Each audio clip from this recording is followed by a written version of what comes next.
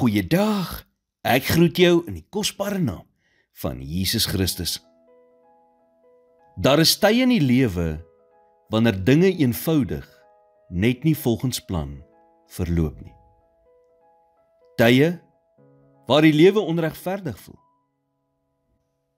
Dit is in tye soos hierdie waar ons onsself dan op 'n plek bevind waar ons oor en oor bid en God vra om asseblief die probleme in ons lewens op te los. Here, genees asseblief hierdie verhouding. Here, los asseblief hierdie probleem by die werk op.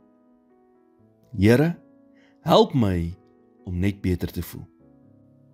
Here, wys my asseblief watter besluit ek moet neem. Here, voorsien asseblief vir my finansiëel. God wil hê ons moet hierdie gebede na hom toe bring. Want hy gee om oor alles in jou lewe. Die groot dinge, as ook die klein dinge. Maar baie keer is dit nie so seer ons omstandighede wat moet verander nie, maar eerder ons harte. Soms het ons nie 'n eksterne verandering nodig nie, maar 'n interne een.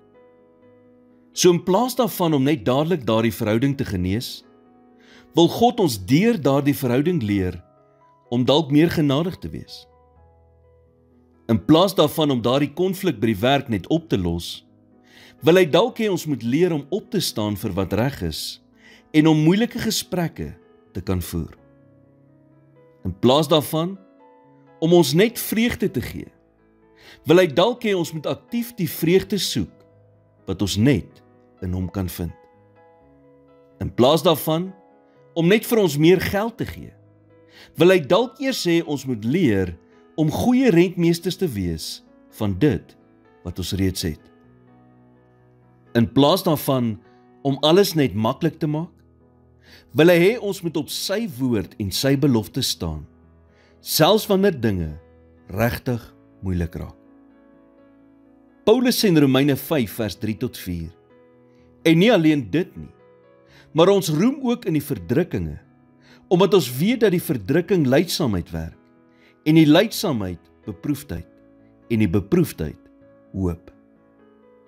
Dink daaraan, God se liefde en sorg vir ons gaan eintlik baie dieper as ons omstandighede.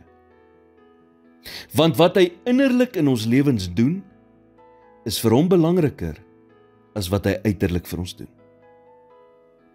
Hy sal vir jou deurkom. Maar eers wil hy jou ontwikkel en jou sekere dinge leer deur jou omstandighede. Here, dankie dat U weet wat die beste vir my is. Help my om my volle vertroue in U te sit, selfs al maak dinge nie altyd sin nie. In Jesus naam bid ek dit.